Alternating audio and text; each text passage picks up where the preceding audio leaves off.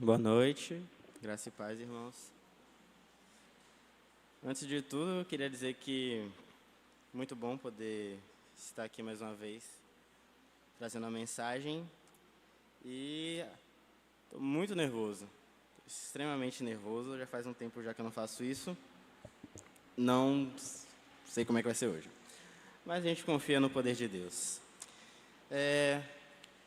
No ano de 2018, o Rafael vinha para cá para a igreja, ele era membro da nossa igreja, da nossa congregação, e uma vez ele foi pregar em uma das nossas congregações, na congregação da Cocisa. Ele me chamou, ele geralmente chamava um para ir com ele, aí dessa vez fui eu. Chegando lá, ele... Já chegou a água?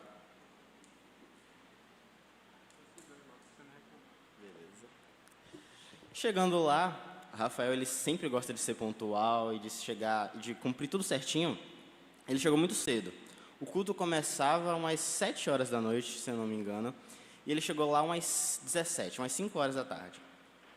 E, como não tinha ninguém na igreja, estava tudo fechado, e ele ficou do lado de fora. E do lado de fora tinha o famoso paredão. A galera lá ouvindo aquelas músicas incrivelmente maravilhosas que todo mundo acha excelente, numa altura incrivelmente boa, que é tranquila. E ele, como qualquer ser humano normal, quer dizer, quem ouve paredão também é normal, ele, como qualquer cristão normal, estava ali ouvindo e não estava gostando, porque estava muito alto e estava na cara dele. E em determinado momento, ele pensou, ele não fez, mas ele pensou, e ele contou isso na pregação que ele fez, ele pensou em orar a Deus para que Deus simplesmente mandasse uma bola de fogo no carro e acabasse com tudo, porque já estava enchendo o saco. O que é algo que acontece direto.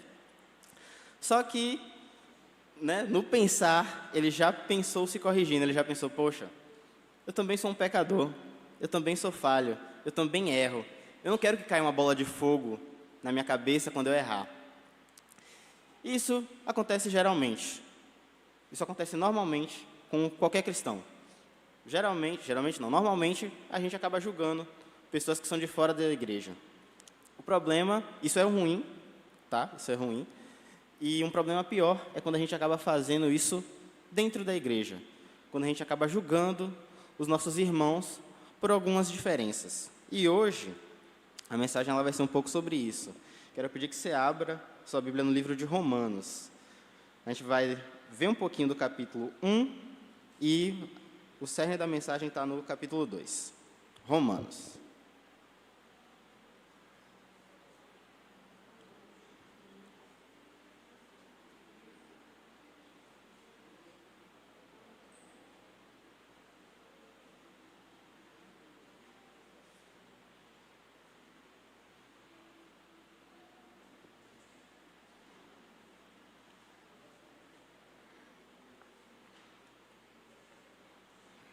Amém? Pronto. A gente vai estar orando agora. Sempre bom orar.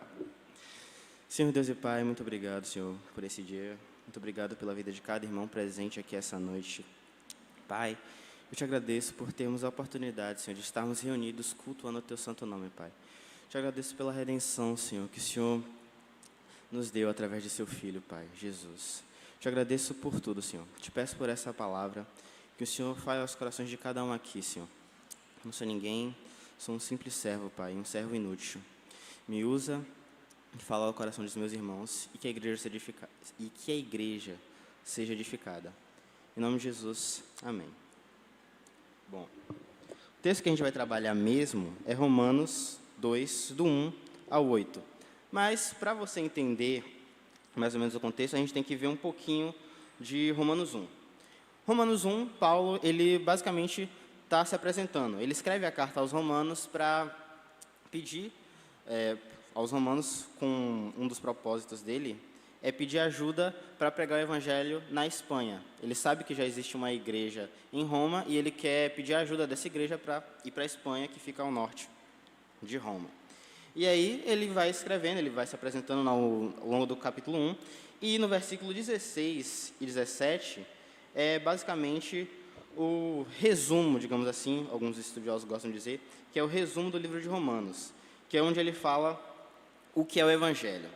Ele basicamente diz o seguinte: pois não me envergonho do Evangelho, porque é o poder de Deus para a salvação de todo aquele que crê, primeiro do judeu e também do grego, porque a justiça de Deus se revela no Evangelho, de fé em fé, como está escrito, o justo viverá pela fé.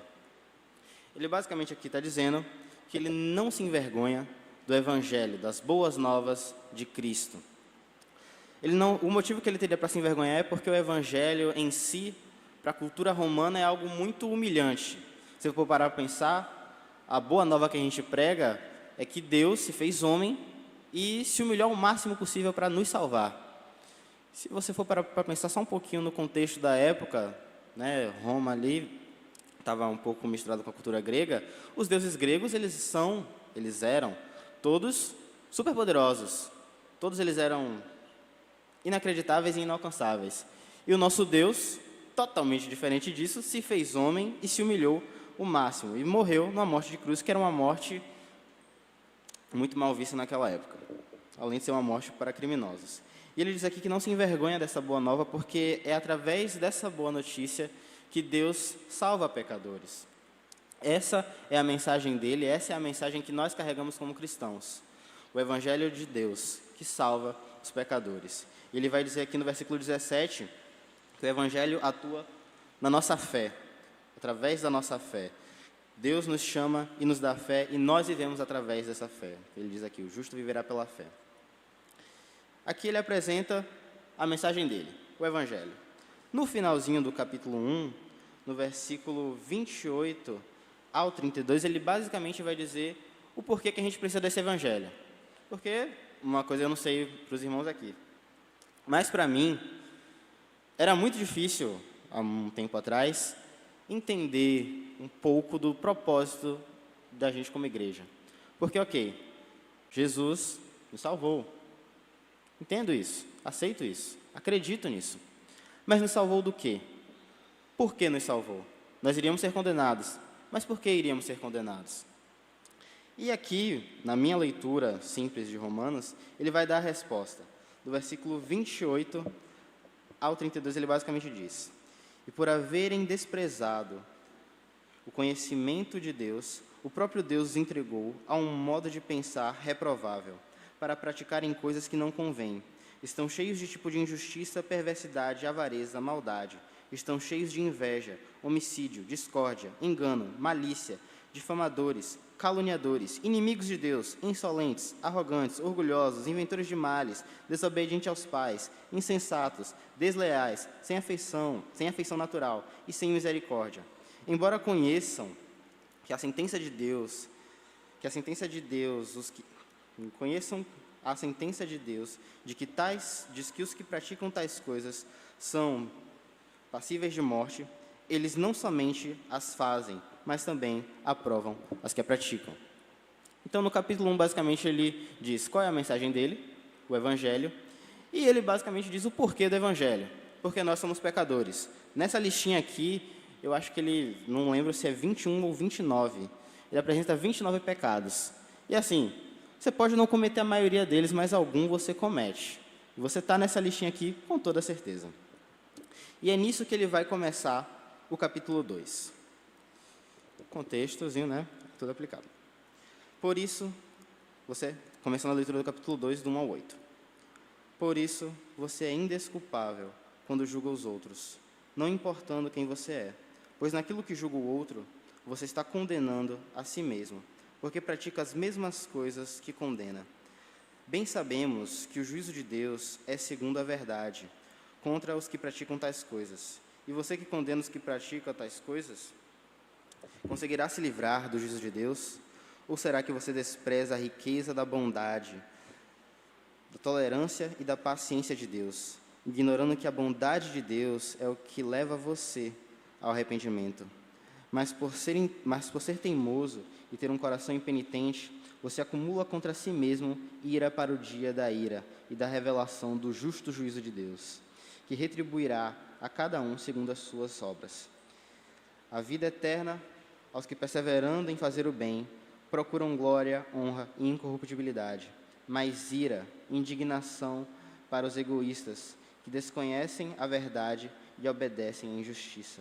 Tribulação e angústia virão sobre todo que faz o mal, ao judeu primeiro e também ao grego. Mas haverá glória, honra e paz para todo aquele que pratica o bem, ao judeu primeiro e também ao grego, porque Deus não trata as pessoas com parcialidade. Amém. Começando aqui, uma equipezinha aqui da igreja, não vou dizer qual é, fez uma listinha de problemas que acontecem na nossa igreja, né?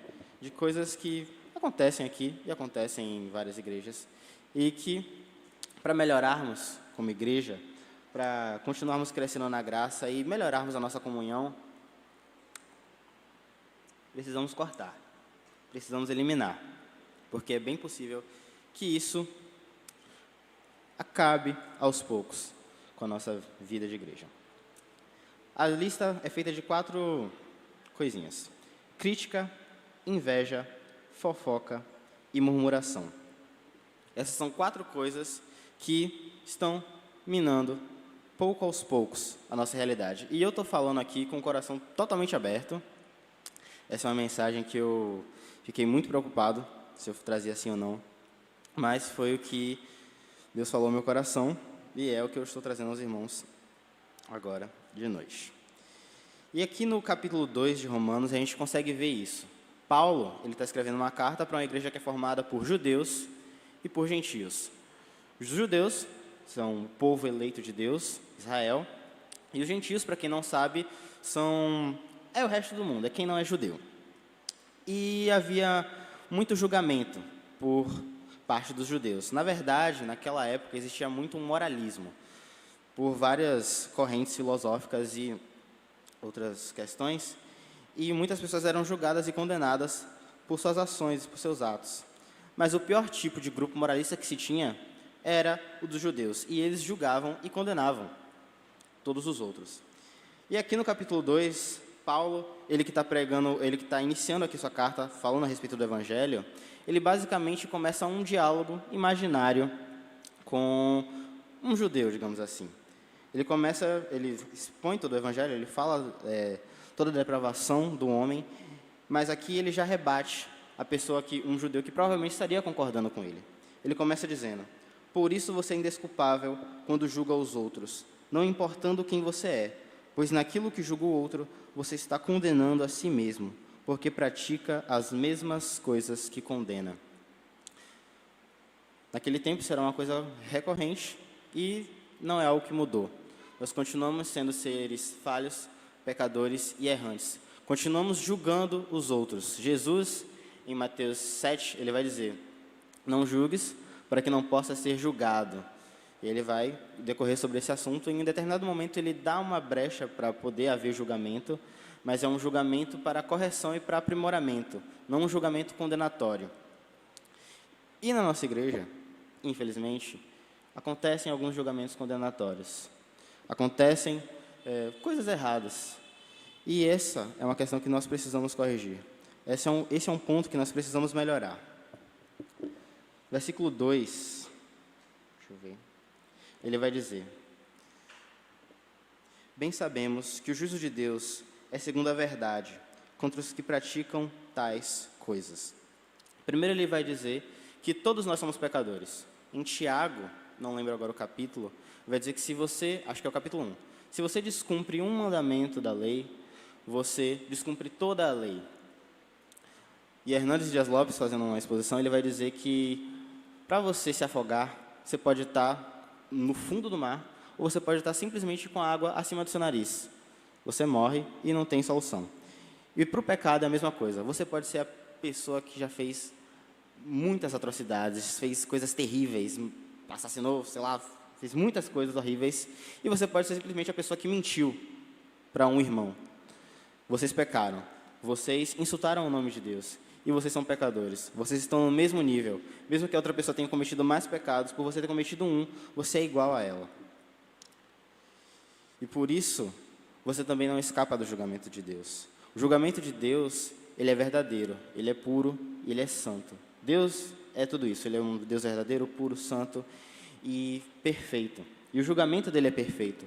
Quando chegar o último dia, quando chegar o juízo de Deus, não vai ser como nos júris que nós temos aqui no nosso mundinho. Não vai ter testemunha, não vai ter o juiz e o júri. Vai ter só uma pessoa que vai estar te julgando e vai estar te avaliando, que no caso vai ser Deus. E ele sabe de toda a verdade. Para Deus não tem a versão de Ulisses, não tem a versão de Teresa, não tem a versão de Joilma. Para Deus existe a verdade e tudo o que aconteceu. E esse é o julgamento dele. Ele vai julgar dessa maneira. Ele vai julgar da maneira que as coisas são verdadeiramente.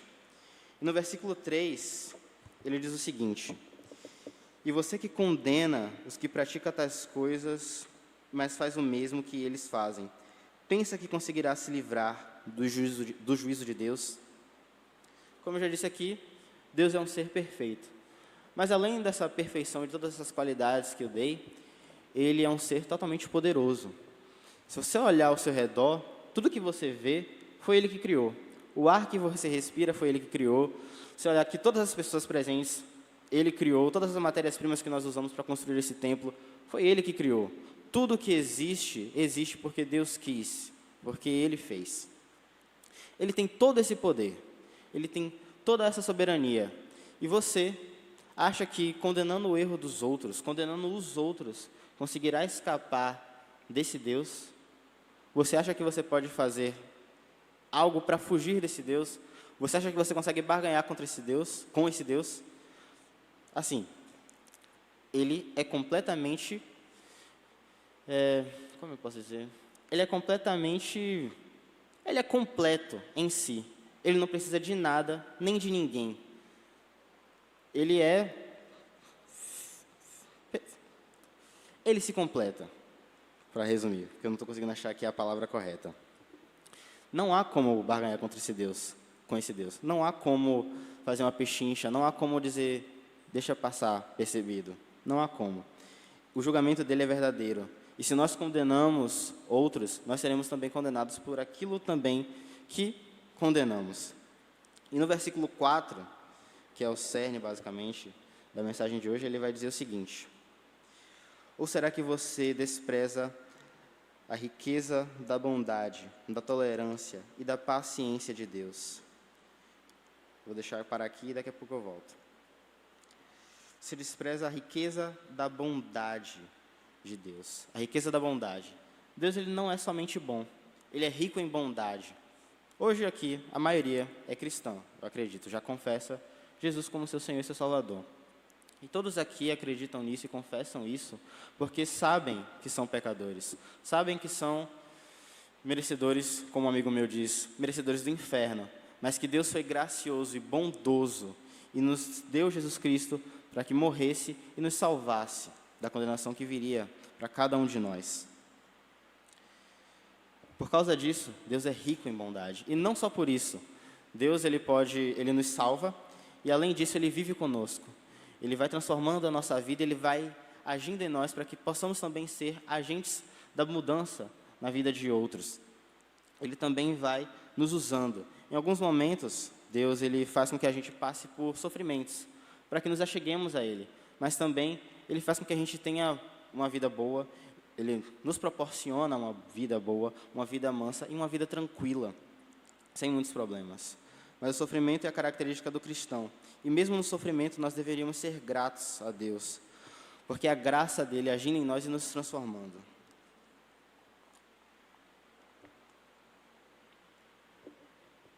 Continuando. Deus, ele é rico em bondade, ele é cheio de bondade. Ele derrama essa bondade na vida de cada um de nós. Ele é tolerante, ele tolera os nossos erros. Nós, como pecadores, erramos diariamente. Todos aqui. Acredito se eu perguntar aqui, quem aqui não pecou hoje? Se alguém levantar a mão, realmente, parabéns para você. Mas eu, confessando aqui, já pequei hoje, já errei hoje. E muitos aqui também. E provavelmente amanhã eu também vai errar. E assim por diante. Ele é tolerante, ele tolera os nossos erros e as nossas falhas. E ele é paciente, ele tem paciência para a nossa transformação e para a nossa mudança de vida. E continuando, paciência de Deus, Versículo 4. Ignorando que a bondade de Deus que leva você ao arrependimento. Esse aqui vai ser o nosso centro hoje, centro da mensagem. A bondade de Deus que leva você ao arrependimento. Se eu perguntasse aqui, qualquer um, o que você faria para ser salvo? O que a gente faz para ser salvo? A resposta é nada. Eu não faço nada. Eu simplesmente creio. Eu simplesmente tenho fé. Eu simplesmente acredito que eu sou salvo através da morte e da ressurreição de Cristo. E é exatamente isso. A nossa salvação não tem nada feito por nós. Nós não trabalhamos em nada para obtê-la. Tudo vem de Deus, tudo é trabalho único e exclusivo de Deus. Até o arrependimento que é gerado em nosso coração é o arrependimento que Deus nos proporciona. Ele toca em nossos corações. Ele fala conosco através da sua mensagem, através da sua palavra, e Ele nos atrai com seus laços de amor. E por isso nós o buscamos, por isso nós o servimos, e por isso fazemos a sua obra. Tem um sermão do Charles Spurgeon, em que é todo sobre isso, em que ele fala: o que te faz diferente? O que nos faz diferente dos outros, daqueles que estão de fora? Nada. Somos pecadores. Somos pecadores, somos miseráveis, somos malditos e não há nada de bom em nós. A única diferença que temos daqueles que estão de fora é que Deus tocou em nosso coração, é que Deus gerou arrependimento nos nossos corações. Ele nos atraiu para perto dele, Ele nos salvou, Ele nos elegeu, Ele nos trouxe. Essa é a única diferença que existe entre nós e aqueles que não estão dentro dos templos hoje. E agora aplicando para a igreja.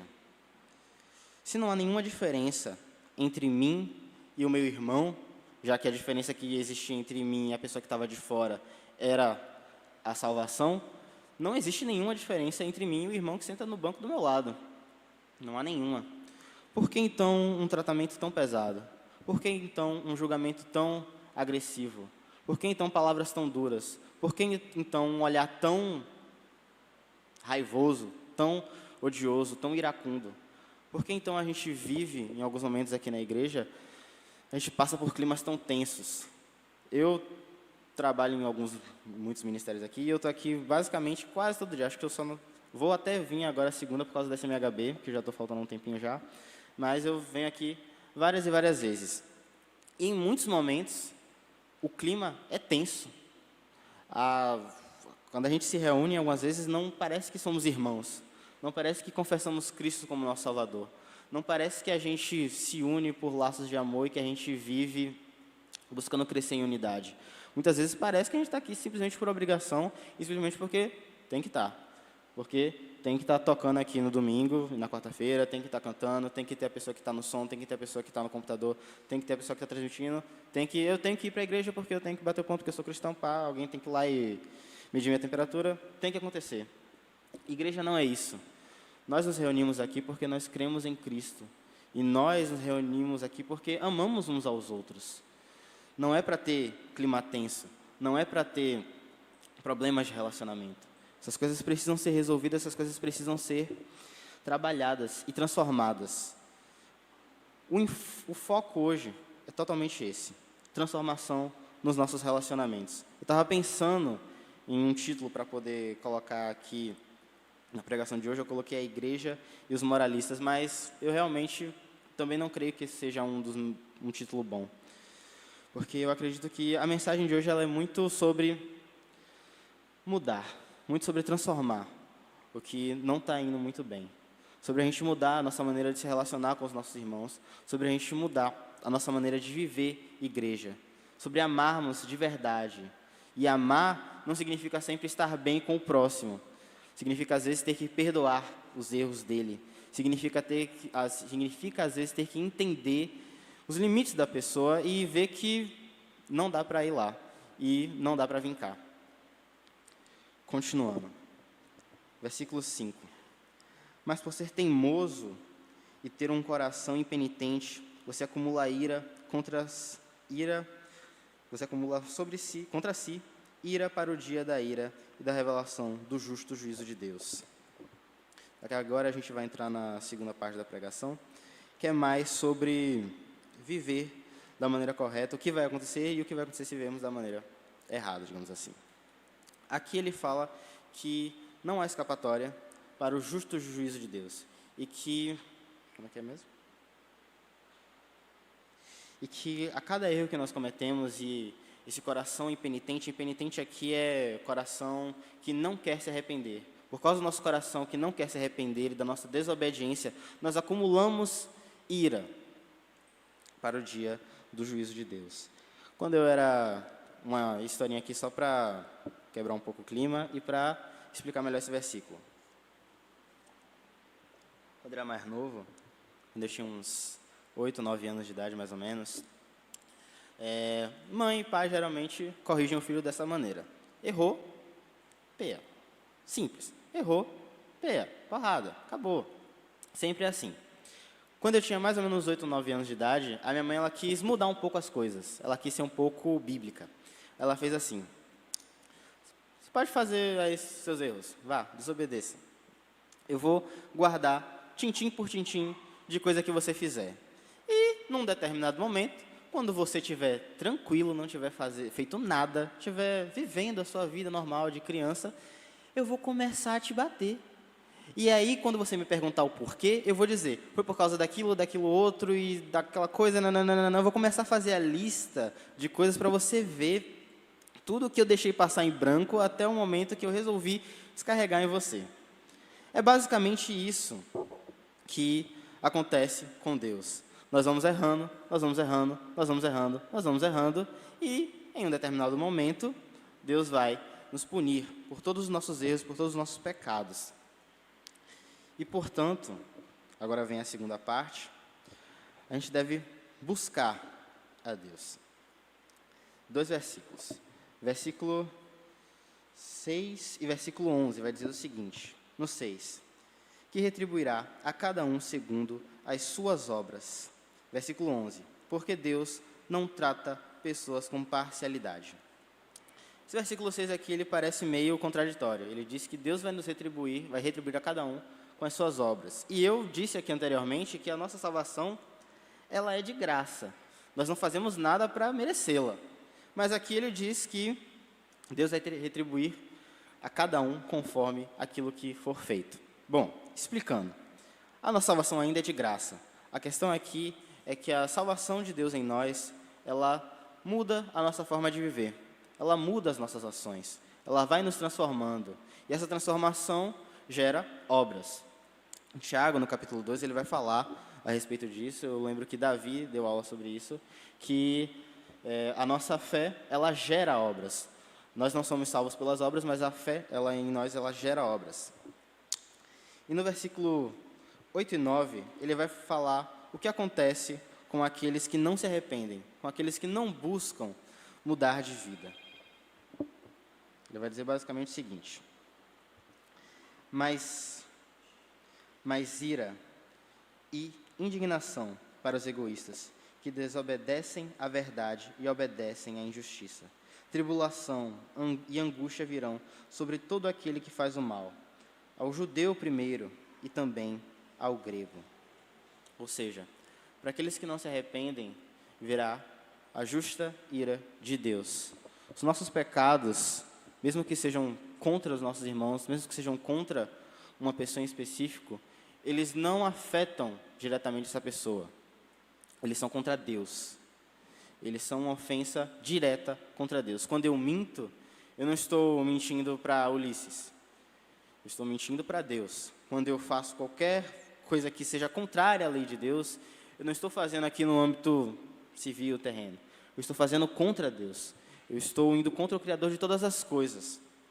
E por causa disso, a minha ofensa a Ele é infinita, porque Ele é um ser infinito.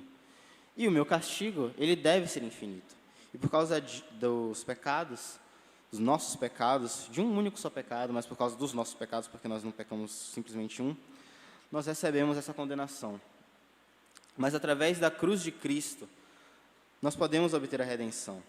Através do sangue de Cristo, há salvação para as nossas vidas. Ele vai dizer no versículo 7 e no versículo 10, o seguinte: a vida eterna a vida eterna aos que, perseverando em fazer o bem, procuram glória, honra e incorruptibilidade. Versículo 10. Mas haverá glória, honra e paz para todo aquele que pratica o bem, ao judeu primeiro e também ao grego. Para todo aquele que busca uma vida santa, para todo aquele que crê em Cristo, para todo aquele que entende toda a nossa realidade, para todo aquele que entende que eu sou um pecador, eu sou falho, e que todos aqui são pecadores e todos aqui são falhas, e que há redenção em Cristo. A partir do momento que nós entendemos isso e buscamos viver de acordo com o entendimento dessa mensagem, isso aqui nos é proporcionado. Nós ainda viveremos neste mundo, nós ainda passaremos por aflições, por momentos difíceis e por tribulações. Mas isso aqui é o que nos espera.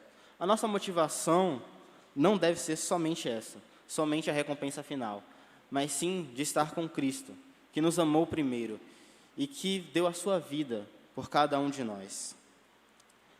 Por fim, hoje foi bem rapidinho, vou fazer uma aplicação aqui, 2 aplicações no caso. A primeira é para a igreja em si.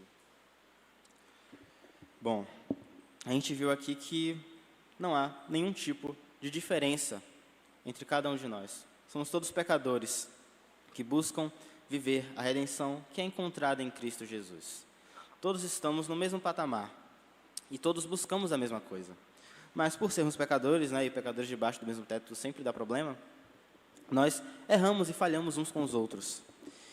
E para a aplicação dessa mensagem hoje à noite, é que nós possamos buscar viver o verdadeiro evangelho, que nós possamos perdoar uns aos outros, e que nós possamos amar verdadeiramente uns aos outros, que os nossos conflitos internos, eles acabem, e que possamos viver aquilo que a Escritura nos ordena viver. E segundo ponto, se você não é cristão, se você ainda não confessa Jesus como seu Salvador, eu te chamo hoje à noite para fazer isso, para se entregar a Ele. Queria te dizer a verdade aqui, toda a sinceridade do mundo, se você ainda não confessa a Ele. Você é um pecador, você não é uma boa pessoa, você é ruim, você é muito, muito ruim, você é mau, você é maldito aos olhos de Deus. E assim, só um detalhe, todo mundo aqui é assim. Todo mundo aqui, aos olhos de Deus, sem a redenção em Cristo, não presta para Deus. Mas Deus, Ele é rico em bondade, Ele é rico em misericórdia, Ele é rico em graça. E Ele nos transforma. Ele oferece Cristo e através da redenção em Cristo nós vamos mudando. E nós vamos vivendo aquilo que Ele planejou para nós. Se você é essa pessoa, eu não sou pastor, eu não vou pedir para que você levante a sua mão, nem que venha aqui na frente, porque eu mesmo, quando foi a minha vez, eu tive muita vergonha de fazer isso, eu fiz depois de muito tempo. Mas eu peço que você me procure depois. Você pode procurar a Joilma também depois. Pode levantar a mão aí? Acenar, pronto. Você pode procurar o pastor Jackson, que está ali. Pode falar com qualquer um de nós, com um irmão do ministério aqui que cantou agora. Você pode nos procurar, e nós vamos estar orando por você e vamos estar te acompanhando. E é isso. Amém. Chama aqui o Ministério de Louvor. Eu vou estar fazendo uma oração.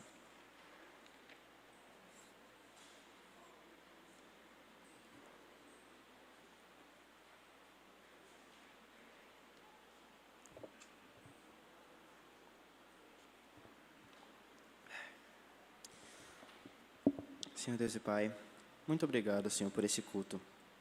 Muito obrigado pela vida de cada irmão aqui, Senhor.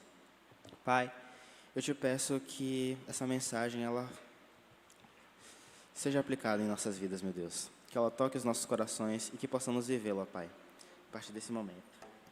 Nos dá força e nos ajuda, meu Deus. Muito obrigado por tudo. Nos leva para casa em paz, Deus. Em nome de Jesus. Amém.